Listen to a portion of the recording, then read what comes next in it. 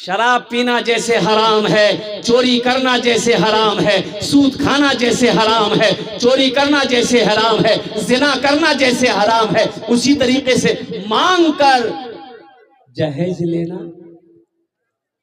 अरे बोलो ना कि अवैध अवैध। एक बात याद रखना नौजवानों, किसी की दौलत से कोई दौलत वाला नहीं बना है, किसी के माल से कोई माल वाला नहीं बना है। इंशाअल्लाह नबी के सुन्नत के मुताबिक तुम निकाह करो, इंशाअल्लाह अल्लाह ने तेरे तकदीर में अगर दौलत लिख दिया है, वल क़द्र खैरिही व शर्रिही मिन अल्लाह तआला वल बाअस बादल मौत। एक बात याद रखना ए नौजवानों सुनो, ए नौजवानों सुनो, अल्लाह ने अगर तकदीर में तेरी दौलत लिख दिया है, इंशाअल्लाह तुम हराम काम से बाज आ जाओ, हराम काम से परहेज करो, इंशाअल्लाह तुम मिट्टी को छुओगे, अल्लाह उस मिट्टी को सोना बना देगा। शर्त है कि तुम हराम रोजी से बच जाओ, हराम कामों से बच जाओ। किसी बेटी वाले को कर्जे में डालकर सूदी पैसा उठाने पर मजबूर, तुम्हें पता है, अरे जिसकी बेटी, जिसके सर पे 4 बेटी जवान हो, 3 बेटी जवान हो, 2 बेटी जवान हो, उस बाप को रात में नींद नहीं आती है। उस भाई को जिसके सर पर बहन जवान बैठी हो, उस भाई को रात में नींद नहीं आती है, करवटें बदलते सुबह हो जाती है। तुम्हें पता भी है, और कुर्बान जाओ, तुमने तो 3 लाख रुपए मांग लिया, तुमने 2 लाख रुपए का सवाल कर लिया, लेकिन कभी उस बेटी वाले से जाकर पूछे हो कि ये पैसे का इंतजाम तुमने कैसे किया? इस पैसे का इंतजाम बेटी वाला कैसे किया? गरीब आदमी था, कर्जा उठाया, सूद पर पैसा उठाया, सूद पर पैसा उठाकर तुम्हें दिया, और कुर्बान जाओ जमीन बेचकर वो पैसा तुम्हें ला करके दिया है, और तुम इस पैसे को अल्लाह अकबर कबीरा बेरहमी के साथ तुमने खर्च किया है। 3 लाख टका मिला, किया डीजे किया, अपने भी नाच रहा है, दोस्त को भी नचवा रहा है।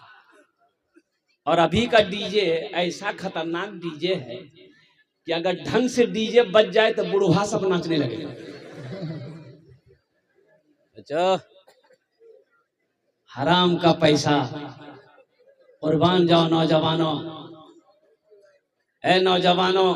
अच्छा एक बात ये बताओ, जिस बेटी वाले से आप 3 लाख रुपए 2 लाख रुपए लिए हैं, तो जिस लड़की से आपकी शादी होने वाली है, उस लड़की को पता चलेगा ना कि मेरा शौहर, होने वाला शौहर हमरे बाप से 2 लाख टका लिया, उस लड़की को पता चलेगा कि नहीं चलेगा?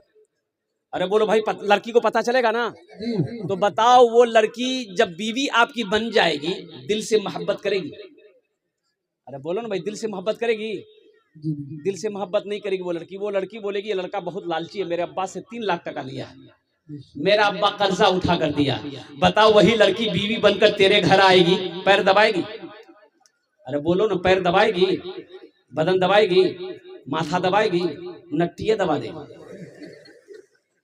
बोला 3 लाख टका हमरो वापस दिल को, नट्टिए दबा दो। इसलिए वादा करो कि इंशाल्लाह ना जहेज लेंगे ना जहेज देंगे। कितने लोग तैयार इंशाल्लाह नबी के सुन्नत के मुताबिक निकालेंगे? हाथ उठाओ इंशाल्लाह।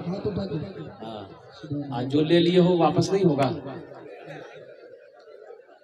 ए दुनिया वालों छोड़ दो, ए दुनिया वालों छोड़ दो आदत जहेज की, ए दुनिया वालों छोड़ दो आदत जहेज की, अच्छी नहीं है रीत रिवायत जहेज की, अच्छी नहीं है रीत रिवायत जहेज की।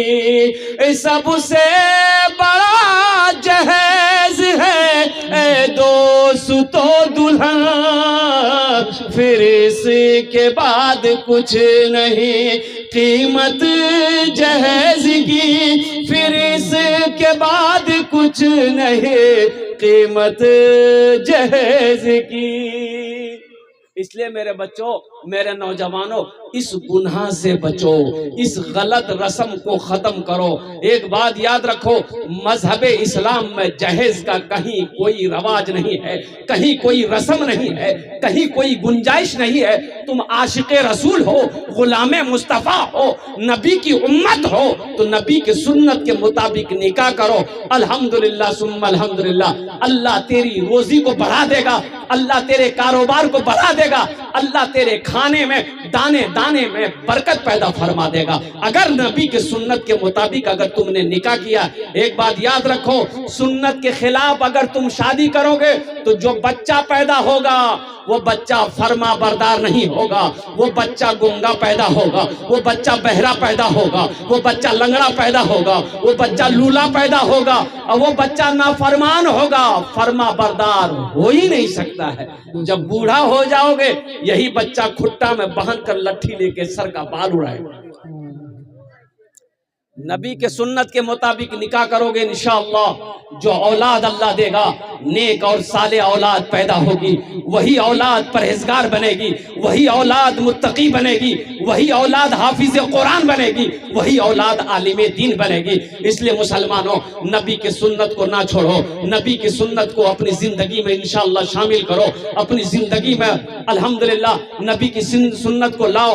इंशाअल्लाह यह दुनिया भी अच्छी गुजर जाएगी, आखिरत भी सवर जाएगी। इंशाअल्लाह नबी के सुन्नत के मुताबिक जिंदगी गुजारेगा अल्हम्दुलिल्लाह। बस ये जहेज के हवाले से था, एक पैगाम था मुझे पहुंचाना था। और ये पैगाम अभी नौजवानों के अंदर में जो बीमारी है, ये मोबाइल एक बात याद रखो नौजवानों, मेरे बच्चों, ये मोबाइल बड़ा काम का चीज है, लेकिन सुनो अगर सही इस्तेमाल किया जाए तो ये फायदे का है, अगर इसका गलत इस्तेमाल हो तो फिर तुम गुनाहों में डूबते हुए चले जाओगे। कसम खुदा की, ये दुनिया भी तबाह हो जाएगी, आखिरत भी बर्बाद हो जाएगी। अल्लाह कुरान में कहता है कि मोमिनो, जब तुम रास्ते में चलो तो अपनी निगाहों को नीची करो, अपनी निगाहों को, अरे बोलो भाई, ताक झांक छोड़ो, एकरो देखे, ताक झांक छोड़ो, निगाहों को नीची रखो। एक बात याद रखना, ये अदला का बदला है। अगर तुम किसी की बहू बेटी को, बहन को गलत नजर से देखोगे तो तुम्हारी बहू बेटी भी महफूज नहीं रहेगी, तुम्हारी बहू बेटी बहन भी महफूज नहीं रहेगी। नौजवानों, इसलिए पाक दामन रहो, इंशाअल्लाह पाक बीवी मिलेगी। पाक दामन रहो, अल्लाह पाक बीवी देगा। अपने दामन को नापाक मत करो, नहीं तो फिर समझ लो कि नापाक औरत से मुलाकात हो जाएगी। हम कहते हैं ताक झांक करने की जरूरत क्या है? ठीक है, देखो पहली नजर माफ है, पहली नजर, अरे बोलो भाई, नहीं समझा भाई हो, पहली नजर। अब मान के रास्ते में चल रहे हैं, किसी के ऊपर नजर पड़ गई तो नजर को हटा लो, नजर को झुका लो, पहली नजर माफ है। घूर के देखोगे माफ नहीं है, अल्लाह आंख निकाल लेगा। अब रही बात यह है कि पसंद है तुमको, कोई पसंद है तो निकाह करो। क्या करो? अरे बोलो ना भाई, निकाह करो। दूसरी पसंद है उससे भी निकाह करो, तीसरी पसंद है उससे भी निकाह करो, अब चौथी पसंद है उससे भी निकाह करो। अब इसके बाद भी अगर तुम्हारी पसंद खत्म नहीं हो रही, जिससे पता चल रहा है कि तुमको पसंद नहीं, खुजली की बीमारी है। निगाहों को नीची रखो, गुनाहों से बचो। लेकिन सुनो, आगे अल्लाह कहता है अगर तुम अदल कर सको, अगर तुम इंसाफ कर सको, तब तुम 2 निकाह करो, तब 3 निकाह करो, तब तुम 4 निकाह करो। अगर अदल नहीं कर सकते, चारों के दरमियान में इंसाफ नहीं कर सकते, फिर तुम्हारे लिए एक ही काफी है। कितना काफी है? अरे बोलो भाई, एक ही काफी है। और सुनो, वो भी एक बीवी को अगर मेहनत की कमाई से खाना नहीं खिला सकते, कपड़ा नहीं पहना सकते, वो बीमार हो जाए तो दवाई नहीं दिला सकते, उसका इलाज नहीं कर सकते, बनाओ सिंगार का सामान लाकर नहीं दे सकते, तुम्हारे बदन में ताकत नहीं है, तो फिर वो एक भी मत करो। वो एक भी, अरे बोलो भाई, तब क्या करो? अरे नहीं करो तो फिर क्या करो? तो सुनो क्या करोगे, एक तस्बीह ले लो, किसी पहाड़ पर चढ़ जाओ, अल्लाह अल्लाह करते मर जाओ, झमेला खत्म। ताक झांक को छोड़ो, अपने निगाहों को गुनाहों से बचाओ। इंशाल्लाह किसी की माँ बहन को, किसी की माँ बेटी को इंशाल्लाह गलत निगाहों से नहीं देखेंगे। इंशाल्लाह हाथ उठाओ नौजवानों, इंशाल्लाह तैयार हैं? अपने निगाहों को गुनाहों से बचाएंगे, अपने आप को गुनाहों से बचाएंगे। इसलिए मेरे नौजवानों, और जाते साथ ही साथ अल्हम्दुलिल्लाह सुम्मा अल्हम्दुलिल्लाह, मैंने जो अभी कुछ पॉइंट बातें आप तक पहुंचाई है कि अपनी मस्जिदों को आबाद करो। मस्जिदें आबाद कैसे होंगी? मस्जिदें आबाद कैसे होंगी भाई? मस्जिदें आबाद कैसे होंगी? बोलो भाई। अरे मस्जिदें आबाद कैसे होगी? अरे नमाज पढ़ोगे, मस्जिदें आबाद होंगी। हमको भूख लगती, हम रोटी खाते हैं, हमको भूख लगती, हम भात खाते हैं, हमको भूख लगती है, गोश्त खाते, मेरा पेट भर जाता है। मस्जिद का भी तो पेट है, मस्जिद का भी पेट है, तो मस्जिद का पेट कैसे भरेगा? अरे बोलो, मस्जिद का पेट कैसे भरेगा? नमाजी से भरेगा, नमाजी से। नमाजी जब नमाज पढ़ेगा, मस्जिद का पेट भरेगा, और इंशाअल्लाह ये मस्जिदें आबाद होगी। मस्जिदें जब आबाद होगी, अल्लाह तेरे घर को आबाद करेगा। सिर्फ जुमा की नमाज पढ़ने से नहीं होगा। यहाँ बहुत सारे जुम्मन मियाँ बैठे हुए, खाली जुमा पढ़ता हूं, खाली जुमा। अच्छा, जुमा में भी कई रकात नमाज पढ़ेगा? 2 ही रकात पढ़ेगा। हाँ, जुमा में 2 ही रकात नमाज है?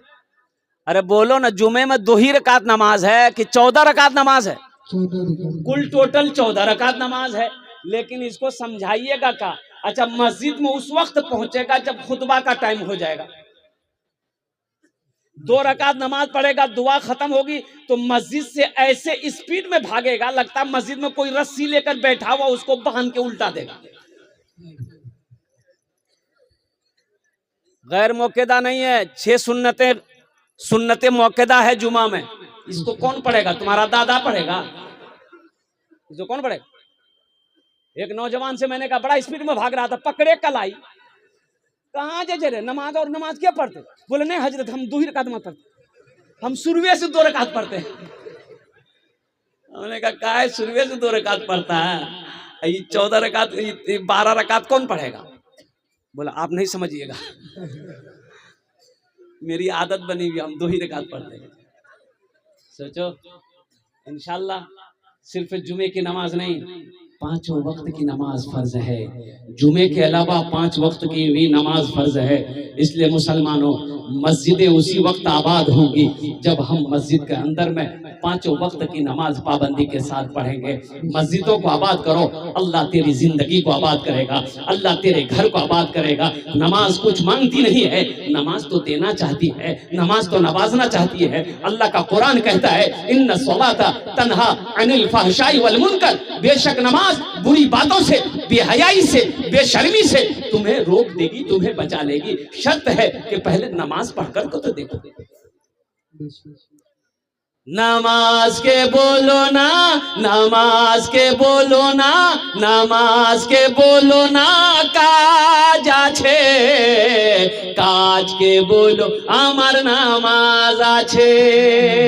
नमाज के बोलो ना, काज आछे, काज के बोलो आमार नामाज आछे, काज के बोलो आमार नामाज आछे।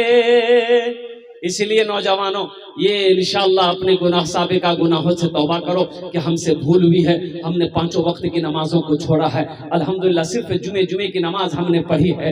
इंशाअल्लाह अल्हम्दुलिल्लाह सुम्मा अल्हम्दुलिल्लाह इस जलसे से पैगाम लेकर उठो कि इंशाअल्लाह आज की सुबह से लेकर मौत की सुबह तक इंशाअल्लाह 5 वक्त की नमाज पाबंदी के साथ पढ़ेंगे। कितने लोग तैयार हैं? इंशाअल्लाह पक्का वादा करना, इंशाअल्लाह कच्चा वादा नहीं। इंशाअल्लाह 5 वक्त की नमाज पढ़ेंगे।